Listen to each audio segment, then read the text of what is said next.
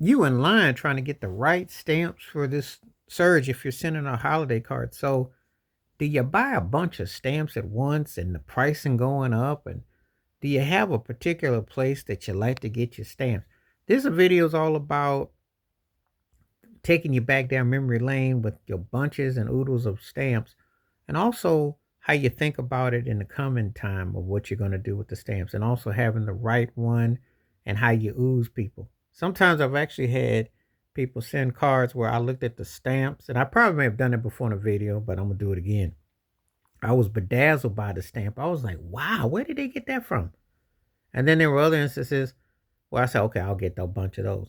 But the stamps always just left you in a psychological trance. They just seemed to be so imaginative, you know. And then it was holiday season, so you always wanted to stack up, have enough to send your stamps out, you know. But remind you, I'm talking before, online cards or greetings and things like that, or if you were sending it through apps or different things. So remind me where I'm coming from, because it speaks for a different era. But if you know what I'm talking about, your cards were a different era. They represent a different era. There was a different chapter and a different time. It's just something that, that we're going to reflect on. But it's real. It's really real, where you just have to, you know, um, the realities of it. Um, and I look at it like where I'm thinking about, okay, this card represented this card was for that, and then and then it was also like how I got this stamp. Stamp collecting ends up becoming something that's personal and sentimental, and it's something that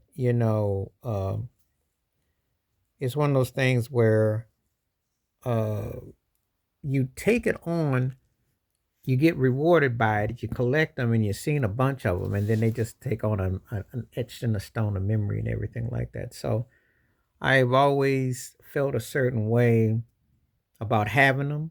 I think I always will. But around this particular time, when you're trying to make that last second run to get to the post office and get those cards out, and you got the right stamp and the right moment, and you want to say it through the right way of memory and how it all comes about. This is what I call like a stamp appreciation time, because it's only during, i.e., holidays or birthdays or something, that you do it. Any other time, you just like any old stamp will do or any old collection will do. But these particular times, you really want to say it through the way you want to say it through love, and the way you want to say it through respect. So, and just the curiosity of how you buy them, what you take the time with them, and know what they mean, and um, you know, um,